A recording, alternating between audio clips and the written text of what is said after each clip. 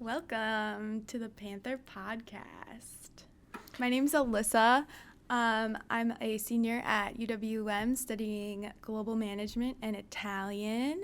I'm Maggie Cody. I'm a journalism major at UWM as well, and I will also be graduating this May. I'm Ellen Benson. I'm an international economics and development major, and I'm also a senior girly here, graduating in the May, senior squad. Yes. Woo-hoo. So today we're going to talk about work culture and what that's like in different cultures. I'm going to start out with talking about Australia, which has a similar but different work structure than us. So Aussies, because we're pals, are pretty relaxed. They have not very organized hierarchy in the workplace. Basically, if you could put like surf culture over a working culture, that's it. The male to females of like employment, there's around 47% of women who are employed full time, and then the men is actually dropping, which is interesting. I agree. Yeah, that is really interesting. Why does it? It didn't really say why. It just said that their employment went down 18%. over the last 40 years compared to women's, which has like risen 22%. Women in the workplace. Yeah. Well, I think it's interesting because during my research, I also saw how like I feel like we're in America, we're very centered on like our generational like setup, where like that also applies to a lot of different countries too. Like when we had our baby boomer like time, so did a lot of countries, and now we're getting to that time period where like those people are like phasing out and we have to somehow fill their spaces within the workforce. So yeah, I think that's very like universal throughout, at least from my research. Yeah, and women are really like stepping up to that exactly like, job role. And just like something I found really interesting is like when you go to have like a negotiation with someone in Australia, you usually have like a 15-minute dance is what they call it. But that's just like, how are your kids? Where are you? Like, why are you here? Like, you just talk about like random things for like 15 minutes. And then as soon as it basically gets to like that mark, they're just like, okay. Let's get down to business. So that's just like a typical thing that they do in like Australian culture. And then the clothes that they wear is very casual compared to like most countries. Obviously they still want you to like look good, but like very, again, like that like surf culture, like I'm going to the beach after I'm done with work kind of dressing. A lot of Australian companies are actually international companies, which is really interesting because companies that start out in Australia tend not to actually do very well there, which I don't really know exactly why that is. But a lot of time they have to make calls with other people from different time zones, which, as you can imagine, is like horrible when you're like, I don't know exactly what the difference is between Australia and us, but I want to say it's like 12 hours or something like that.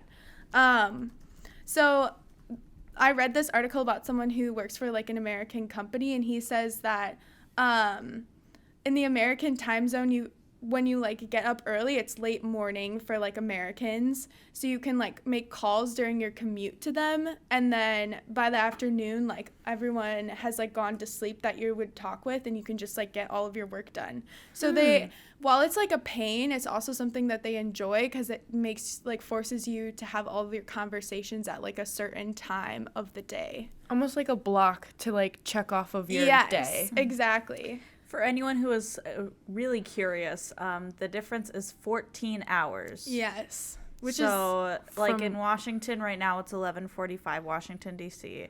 and then in Canberra, it's 1:45 a.m. the next day. Yeah. So that's like They're quite a day a ahead bit of us. Yeah, literally. Yeah. Jeez. And some popular jobs, which I found were really interesting, are not really jobs that you would go to college for, are mostly like construction managers, like chefs, electricians, childcare workers, and then they do one of their most popular jobs is called an ICT business and system analysis, which I had no idea what that was, so I gave it a Google. And it says that they review and evaluate existing ICT systems. So that did not really help me, but if you know what that is, then perfect. Move to Australia and go get a job. They have a market for it. But family is also something that's pretty important in their working culture. They like to have a really good like work-life balance. They have like a work hard, play hard mentality. So like they do all their stuff so that they can like go and have fun after work. And whether that's like, it's usually with your family, and your family doesn't just mean like your immediate family. It means like the group of people, like you usually hang out with like your parents' friends, your friends, like in like all in one big setting. Mm-hmm. So that's like your like quote unquote family. That's really interesting. Yeah, so I looked up Canada. I was interested because they're neighbors with the U.S., so I wanted to see how their work life is different from ours. And I think one of the most interesting things that I found is that the Canadian workplace culture is far more egalitarian, which means that it's not hierarchical. So employees still have to follow directions, but they are, to a much higher extent, expected to show initiative, identify problems, suggest solutions to their managers, and discuss the actions that have to be taken. So I thought it was really cool that they don't have that hierarchical standard that most places do. Other things that are really interesting about Canada is that there's 2 official languages that they do in their business. They do French and they do English because of Quebec and all of that jazz.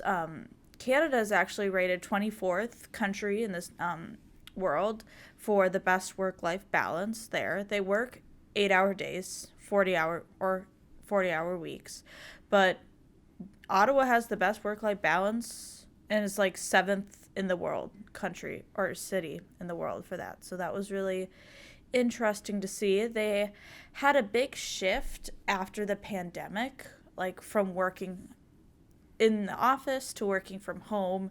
A lot of people ended up staying working from home afterwards because they realized like I would be so much more productive if I worked from home type of thing. And like 40% of people over 54 said that they would leave their job if they were told that they had to go back into the office type of thing. So that's so interesting. Yeah. I feel like that's been a shift though in America Totally. as well. Yeah, absolutely. Even looking at jobs now, you almost can't find one that's not hybrid. Yeah, for real. Yeah. I mean, I think it's like it's an interesting shift to happen during our lifetime because it was almost by necessity and now people prefer it. So yeah, I feel like it's the same with school though even. Yeah, that's very true. Like it's like you don't need to be in person with it. Like yes, I find it better to do school in person, but like it's the idea that there are so many different options. There's not one way to do it. You don't have to have the 9 to 5. Yes. You don't have to do that. There are lots of different options to make it work for everybody. Yeah. Definitely. I personally need like the separation of like where I'm at, like in order for me to not necessarily get work done more effectively, but like get it done more efficiently. I think also for your mental health too, having that separation between work life. Because I can't work when my room is dirty, so I need to clean it first, and then I'm, like, already 30 minutes behind from having to do that. That's just how my brain works, but, No, you know? 100%. I feel like just, like, the having time already set aside for you to do something is, like, really nice with, like, an actual schedule. Like, for school, like, if you have class in person, you know, like, that hour and 15 minutes you're going to spend learning that topic instead of you now having to, like, take an hour and 15 minutes out of your day to, like, listen to your lecture. Absolutely. But the online option is cool for people who don't have transportation to where they are, or they have to work a full-time job to be able to afford it, or have people 100%. To support and stuff. So there's pros and cons to all of it. Absolutely. Another thing that's really interesting about Canada is their benefits and insurance plans. They have employment insurance, which includes facilitation to find jobs, family benefits, sick benefits, self-employment benefits, and employees' baby health, education, and security benefits. And the government has mandated benefits in pension, legislated and parental leave, and employment insurance, which was really interesting. That's to learn so about. much insurance. So much insurance, so much help out. We love being assisted in that way. Lucky ducks. Lucky ducks. Wait, so is this through their, so like most jobs would offer all of these benefits? Yes. Or like, are they required by law more than anything? The government mandated ones Okay. are pension, legislated and parental leave, and employment insurance. Okay. But the other Rock ones on. were like very common ones that occur in a country or at an employment office too. So looking at what specific jobs are popular in Canada, and like the job market there, they're actually prioritizing skilled foreign workers. So they're searching for educated people, but they really are focused on foreign workers as well. Tech jobs in Canada are in very high demand. Some of the other jobs that are very, like, most demand in Canada are web developer, human resource managers, electrical engineer, vets, HR recruitment officers. So if you want to be in HR, go to Canada. Seriously. We also got financial advisors, pharmacists, welders, general labor, aerospace engineers, which I found to be interesting too. Very interesting. Because like when I think of aerospace, I think of NASA type of thing, and I don't even know if Canada even has a NASA like plan. No, I have no idea. Did you see the U.S. is going to the moon again? I did see that. Yes. They have a good diverse group that's going there too. Yeah. Very interesting. So interesting. I wonder why. Make sure it's still the same. Check it out. Yeah. Just leave another footprint. Yeah. Put a new flag up there. That one's old. Yeah, it's probably got some weathering done to Or it. floated away. Uh-huh. Yeah, so that was a lot of the information that I had on Canada. I would say Japan is very, not super different from from Australia and Canada, but I would say there is some very notable differences. Just like in the hierarchy, really. They have, businesses in Asia, they kind of have this concept called face, so that's more of your personal reputation within like the company and also socially. So there are things that you can do to like lose face in the public sphere, like disrespecting your elders and whatnot, and that just makes you lose respect within the society, especially like within the job you are in. So they do not, higher ups in the hierarchy really do not appreciate creative liberty, and like they prefer everything being run past them, so everything is done the way they would like, which I thought is so interesting because in America, I feel a lot of people have like independent work that they do, and generally you don't really run it past your superiors. It's more expected that it's done well, and they need like a status update almost. So I thought that was really different. And also the dress code there is also very formal. Men wear suits with very plain ties generally. On this website, they said they wear very neutral colors like gray, navy blue, black. And women wear like the same thing, skirts, suit jackets, very plain colors. And women are supposed to wear their hair up generally. And then, this is year-round, doesn't matter the season. Hot, doesn't matter, you're wearing your suit. And, so relationships with their coworkers are really different from the U.S. as well. They aren't really supposed to take free time while they're working to have side conversations with their other employees, coworkers, whatnot. it's actually after work where they get to socialize and talk. They normally go out for dinner together and drinks after their shift is over. And also their shift is over not necessarily within their scheduled hours. So a way to like lose face within Japan would be to leave before your supervisor. So I know obviously in the US, like you punch in, punch out exactly when you're supposed to. But there, it's almost like an honor code thing where you want to work as much as possible. Like I was reading an article and it said like the more you work, it's almost like a love language for your family. So, which I feel is like completely opposite within the US. It's like more time spent with your family means more love for them. But it's opposite in Japan. Like your family will like respect you more if you're spending more time earning money for them and like bettering them. So does that mean usually only one person in the family goes and works? I mean, gender roles have kind of been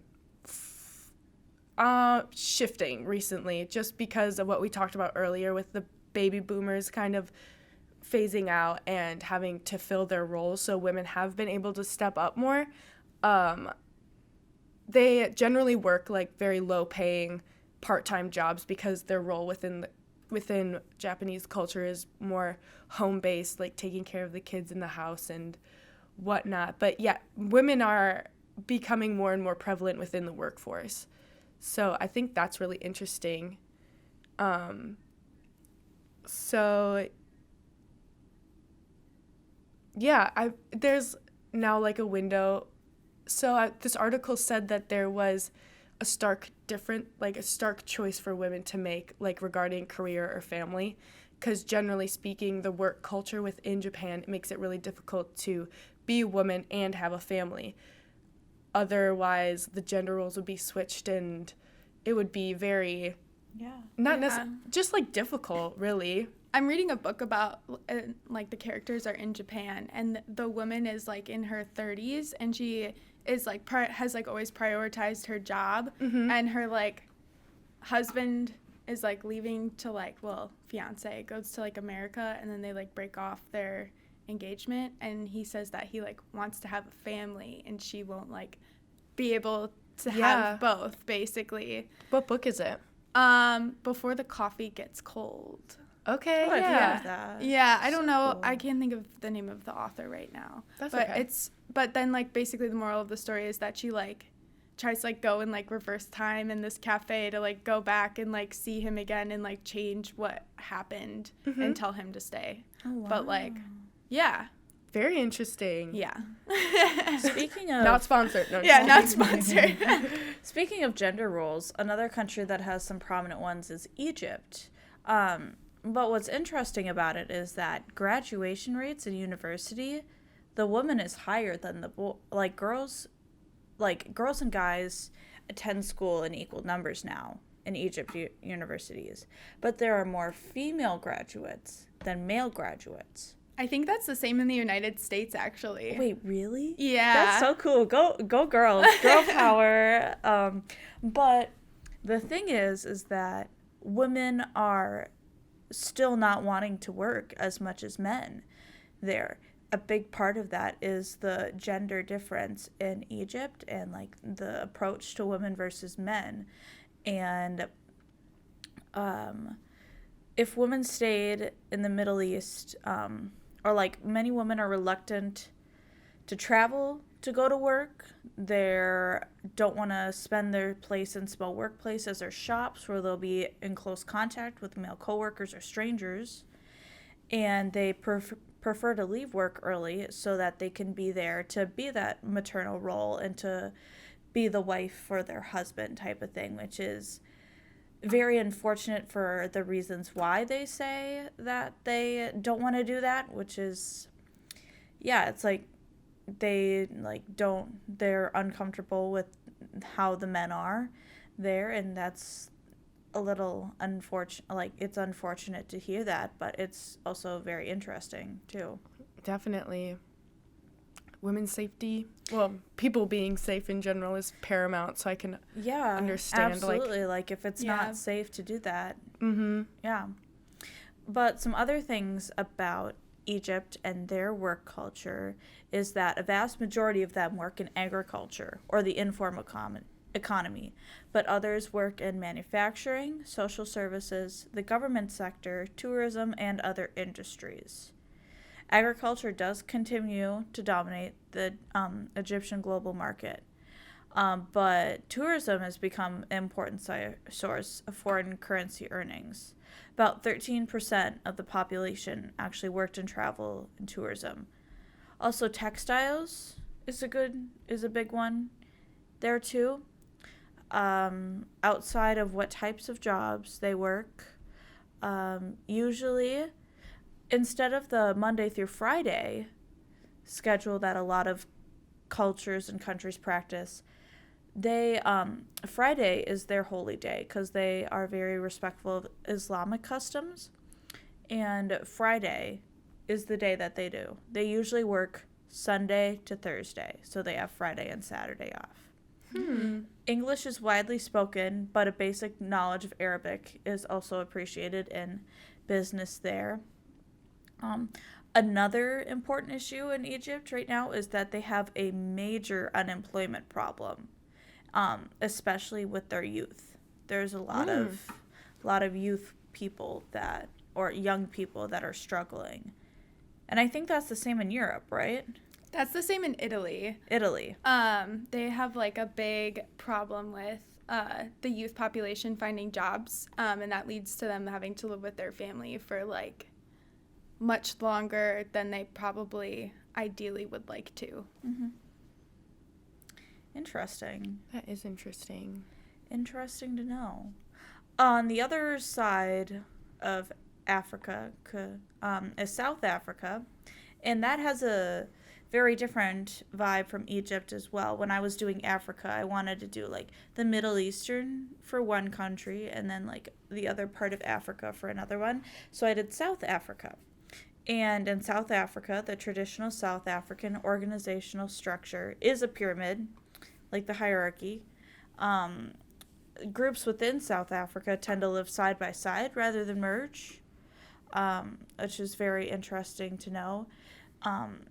In meeting different clients or different businesses, forming a stable relationship is important. Kind of like how when you were mentioning in Australia, the 15-minute dance of how are your kids? How is that? Like building that relationship between business partners is very important.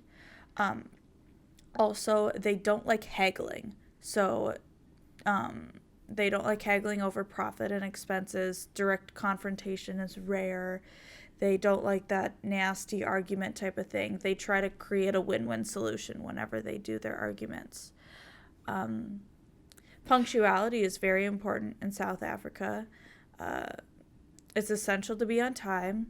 Appointments are very necessary for if you want to do a meeting or things. They prefer face-to-face in that sense.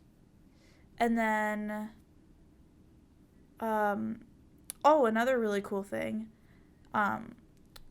Canada and Egypt had 2 official languages that they used in business, but South Africa actually has 11. They use 11 different languages for their business. Whoa. Do you know all of them? Oh my gosh, I had a list, but I got rid of it. I might be able to find it. It's okay if you can't. Yeah, it's all right. I'm just curious. Yeah, I wonder It's if they're loading. just dialects of That might be like the surrounding area, or Here. if it's actually like Yeah. established languages from around Yeah. the world. English is the language most used. The other official languages in South Africa are Afrikaans, Xhosa, excuse my pronunciation, Zulu, Zotho, both northern and southern, Swazi, Tswana, Venda, Ndebele, and Sangha. Oh my goodness. Wow. Yeah. So it must be like dialects within Africa itself. Yeah. Yes. Or languages. Languages. Yeah, languages, my bad. That's what I meant. I was stuck on dialect. No, it's Yeah. okay. I mean, some of them might be dialects. I'm not Yeah. familiar with these, so if you are familiar with them, cool.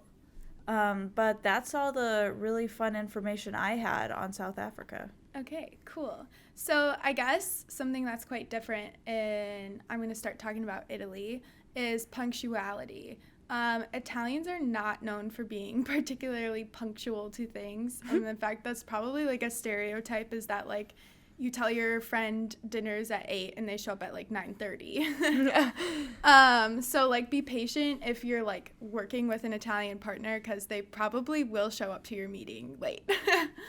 On top of that, their typical days usually start at like 8:30 or 9 a.m. and then they go until 6 or 6:30, which sounds such a long day. Long day. Yes. I mean, I worked abroad, and so another thing that they take into account is you have a 2-hour lunch break. So that's so nice, but that so people sometimes like go out to like dinner with like your coworkers, lunch with your like coworkers and stuff, but like oftentimes the people who are like in the higher ups of like the business just sit there and work through those like 2 hours. At least where I was working. I in feel like Italy. if I had 2 hours, I would not want to go back to work. That's my thing. Like, I would just rather do it and then leave 2 hours early. The other thing is that a lot of people will like break up their 2 hours throughout the day. If they have kids, they'll pick up from school in between there, or they'll a lot of people have dogs in Italy, so like you go let their dogs out like 3 times, because people tend to live really close to where they work. Right. Which is another thing that's interesting. For real. Yeah, they probably don't have the huge rush hour traffic in America where everyone drives a half an hour to an hour to work. Exactly.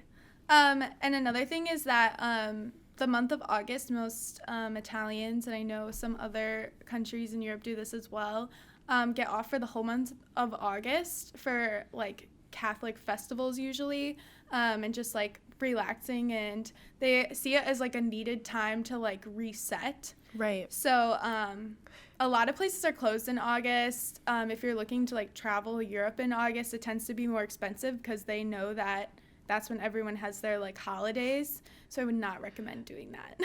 So is that like all jobs that have off, or is it more like business oriented ones, or certain? Definitely more business, or like a place that you would.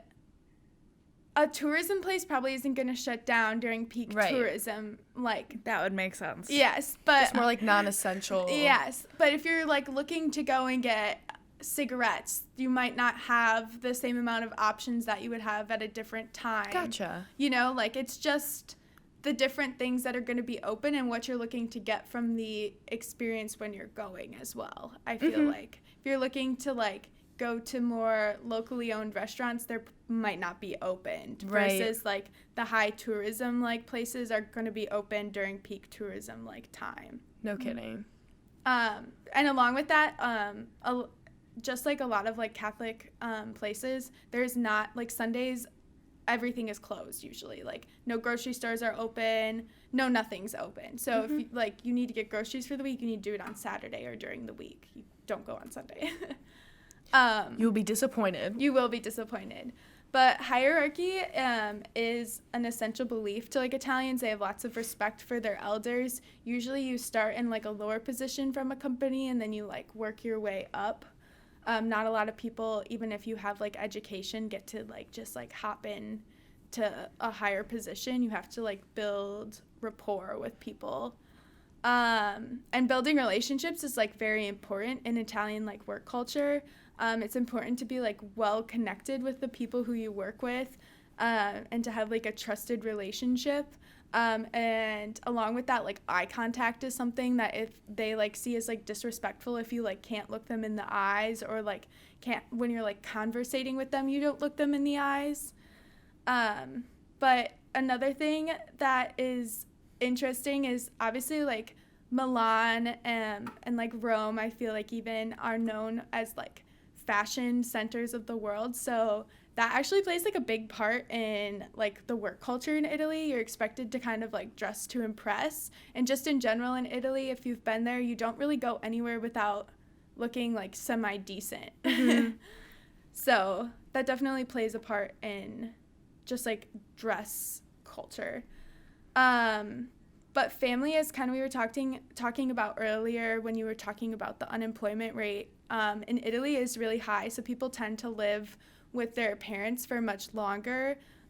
Usually in Italy, they still have like a patriarchal like belief system that like the man is usually like the head of the family, and then like the women have like jobs, but usually have, again, like they work in like part-time and not like the same types of jobs, but like that's a flexible role. Yeah, that's starting to change a lot with the younger generation though. So the younger generation of probably like millennials and younger are starting to enter the workforce at like more equal parts and have like more of the similar types of jobs as well. And some of the most popular jobs that they have are like maintenance workers, groundskeepers, healthcare occupations, childcare, assemblers. So just like typical manufacturing type jobs, and then like stuff that you need to keep city going. Yeah, city going. But for women, around 50% of them are employed, and for men, around 85% of them are employed. Big difference. Yeah, Definitely. so there's a big difference. So now I'm going to switch gears and go to Sweden, which is quite different than Italian ideology. Starting with hierarchies, Swedish people have a flat hierarchy. They like to say that the hierarchies in Sweden are as flat as the Sakoa, which is a region in southern Sweden that's flat. Okay.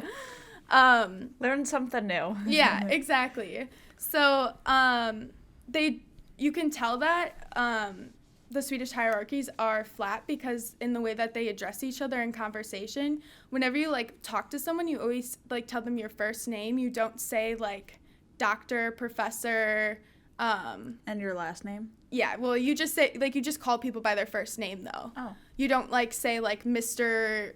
Johnson or whatever. Right. Like you just say like John. Brad. Yeah, Brad or Larry or whatever. Just like a person's like first name is like how you would address them. But punctuality is very important for them. They like to be on time, and they're usually like they're not mad if you're late, but they'll like tend to be like rude to you in a workplace if you're like late for something, which is like interesting. That is interesting. Another thing to take into account is like Swedish dressing.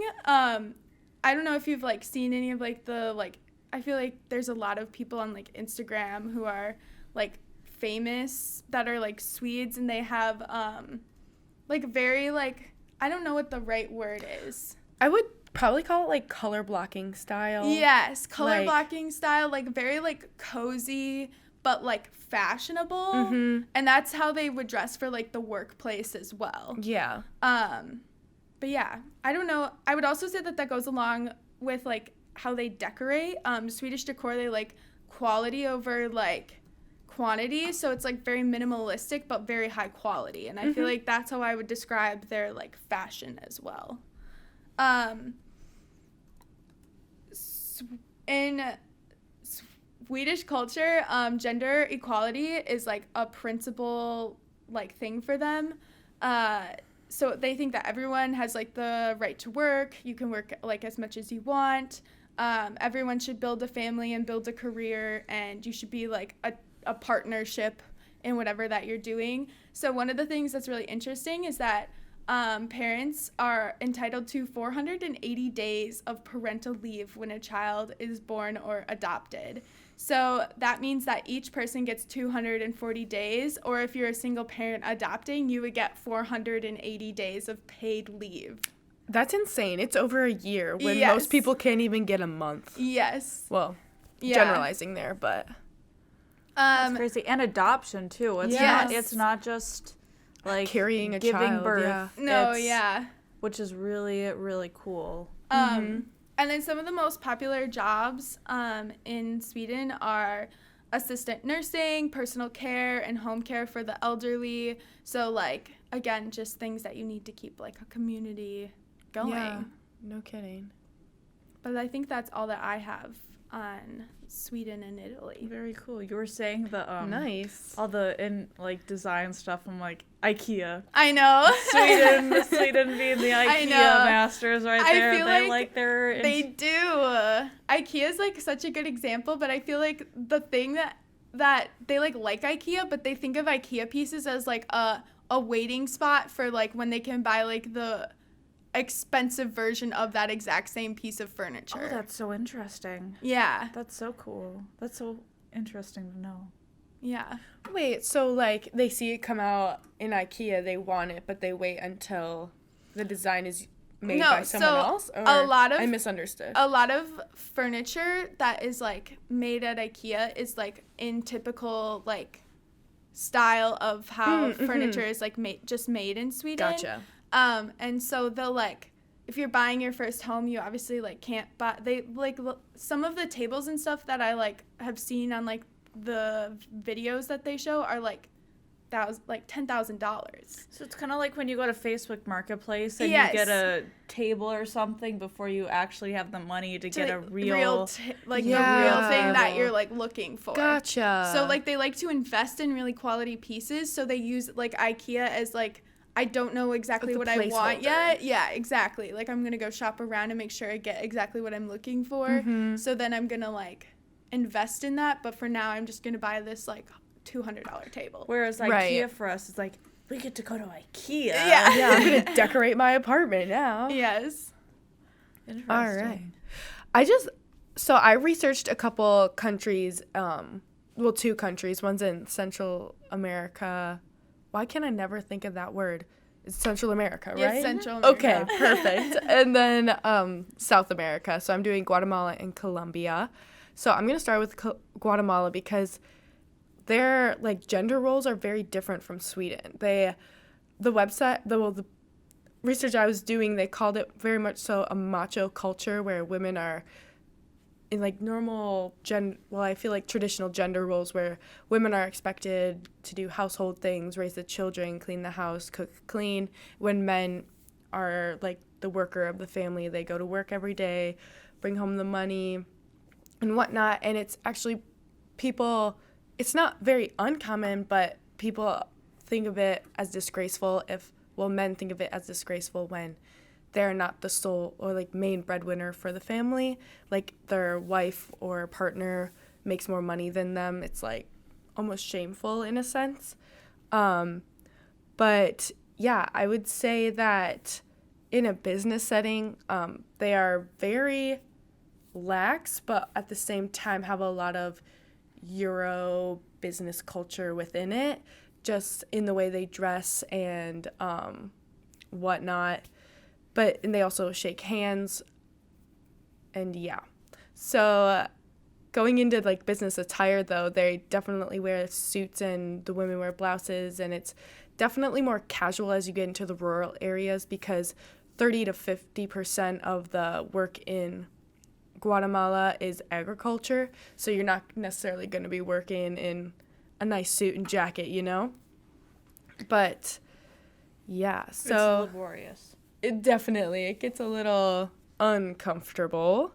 But yes, and I feel as if a lot of South American countries have very similar working culture as well, just in the sense that punctuality is not a main concern for them. They have a very familial based life where it's not really they're very much so work to live, not live to work. So familial issues like take precedent over a lot of business-like endeavors, especially like with your job. There's a lot of leeway. They also are understanding that like buses and trains can be unpredictable, and so yeah, punctuality is not a main concern for them as much, but respect is. There's a way to be like respectful in their culture and a way to be like very disrespectful, as in any culture. But for them, it's more about addressing people with respect and being like friendly and I don't know, stuff like that, like calling them by their purposeful titles and making sure that you're not belittling them in any way, because as I said before, it's like a macho culture. Like, they almost demand respect from you, and when they don't get it, it's I don't know, taboo. You just don't do it, you know? They'll respect you if you respect them. And yeah, the like popular jobs, as I already said, it's like agriculture, and then on top of that, just like business administration and stuff like that. But moving into Colombia, very similar industry. They are also like pretty agricultural based. But their top jobs are actually business administration, industrial engineering, system engineering, business engineering, and accounting. So a lot of engineering going on in different aspects. And they are also very big on, within the cities, they prefer same kind of dress, suits, ties, blouses, whatnot. And they have a very loose schedule, a lot like Guatemala. Familial issues are top priority, work is secondary. And they also aren't very punctual, kind of in the sense of Italy as well. Just they might be 15 minutes late to the meeting, and you should really reconfirm the meeting like a day before just to make sure that it's still happening, nothing's come up for them. And also, like in Sweden, in Colombia, first names are generally totally fine to go with. If there's a specific title like doctor or like something like that, you should do it out of respect, but once you're in like a more friendly relationship, it's not necessarily needed. And their hellos and goodbyes are specifically long, just kind of like the dance you described for Australia. Yeah. They get the formalities out of the way first, and always greet each other with a smile and lots of eye contact. They're very from what my research suggests, they're very overly friendly when you first leave and then when you first meet and then leave. Lots of eye contact, smiles, laughing, try to keep it lighthearted. Very much a good first impression type. Yes, like, definitely. Put yourself on, yeah. Absolutely. But they enjoy doing meetings over meals because, I don't know, in my family, we definitely use meals to, like, bond and, like,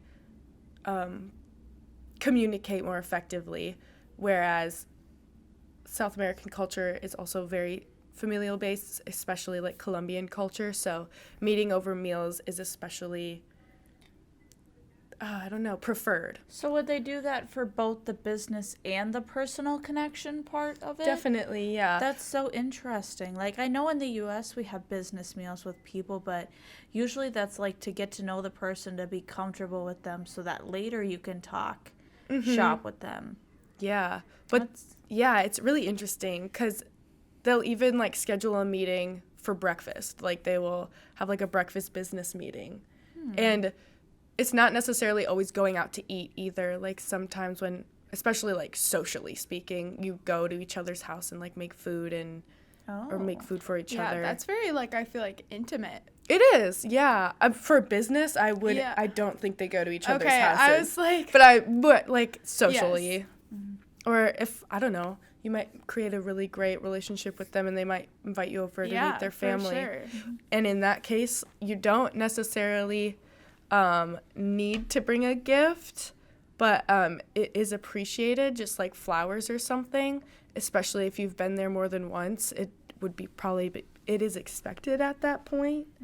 But yeah, they have maternity leave as well, and it's 18 weeks, which is more than the U.S. I think that's a very generous amount. That's like 3 months. Yeah, I think so. It's like 3.5 maybe. Yeah. So yeah. Is it like government standard? Or? Mm-hmm. Yeah. Okay. Yeah, and they it's government mandated, so there's 100% like security in the fact you will have your position. Because like I know that like in the U.S. like we have whatever the amount is, but like a lot of time depending on where you work, you can like get longer or like Yeah. So, I guess that was like my, like, do most people get that amount, or is that like the government mandated amount kind of a thing? Government mandated amount. I'm sure like you can negotiate within your own circumstances. Yeah. But yeah. So yeah, that's all I really had about Colombia and Guatemala. That's so cool. I just think it's so interesting how many they just like cherry pick from each culture, and then that makes like a different well, I mean, Yeah. of course it developed on Yeah. its own, but it's just crazy the similarities and like Yeah. relating to it all. 100%. Definitely a lot of hierarchy going on, which like I guess is effective in that sense. Yeah. Type of thing. for Like sure. not crapping on the hierarchy. I just think in a it's interesting how there are places that don't have hierarchy, and then they're also supposed to like respect like another culture's like interpretation of hierarchy, and I feel like it would almost be like more interesting to see how like a place that is hierarchical goes to a place that's non-hierarchical, and how they would like react to them being so like personable with like their boss. Do you know what I'm I saying? feel like Definitely. I'm just so used to hierarchical systems and stuff. I think it would be interesting to go to Sweden or one of those Yeah. places to see how do they run a business in that way. 100%. Yeah, that is really interesting. Not to mention, imagine not knowing like these like cultural norms and then trying to strike a deal. Like that meeting would be the shortest meeting ever. Yeah, If I you feel can't like set it up with respect. that's why first. like usually when you're looking to like go to a different culture, they like try to hire a consultant to like specially like talk about like that culture's like work environment or whatever. Yeah. I do lots of papers on this. I just wrote one yesterday. But like to like give like a background of like how to act, what business strategy like to like take into consideration, and like what like comparing the culture that you're in to their culture and how that will like affect the business that you're trying to run too. Because if you're trying to expand into like a different culture, you have to like make your business fit into that culture, because the culture is Right. not gonna like Shift for conform you. to the business. Yeah, so it's just like important like things to like keep in mind, and it's like interesting, Yeah, no kidding. I totally agree with you. just like how Walmart failed so badly in like Europe, because no one buys things in bulk. No. No one buys that much stuff at like Yeah, I think when I was in Spain, there was like one Costco, but that was so far away, type of thing. Like no one buys things in bulk over there. no, they don't have the space for it. Or the need. Well, Yeah. I just feel like American culture is definitely viewed as like a culture of excess, just like Yes. having way more than you need. And I think being exposed to it from little on, like it just seems natural to like Yeah. have a huge pantry with like back stock of food, where like Just in a general. lot of people, like a lot of different cultures don't have that like same 100%. practice. Just Yeah. in general, like the not being like in a small community, like I feel like a lot of cultures have like a much higher population density, which means that like the people are like a lot closer to each other. Yeah. And here we have like so much space where we like drive 30 minutes to go to work, and we drive like 45 minutes to go to the grocery store, or like and sometimes even like an hour and a half to go to a grocery store, like depending on where you are. Yeah. So then you're forced to spend like to buy a whole bunch of things in bulk For real, yeah. I never thought about it like that, but yes, you're very right. Crazy how culture impacts your work 100%. in that way. Just in all the ways. But like even just shopping for one at a grocery store, I feel like there's not a lot of like minimal options, because sometimes I want something, but I don't want a family size, and that's basically all they have. I know in Yeah. Spain, like the pop containers, like the cartons of it, you can just pull one out Yeah. and then you can buy it. It seems so weird that you don't have to buy the box. Like, yeah, you can just pick one out and be like, That's what I'm getting. just gonna Yeah. buy this one. Like, yeah. Just crazy. I love seeing the differences. Would love to experience them. Love the cross-cultural analysis. All right. Well, thank you guys for listening. Yeah.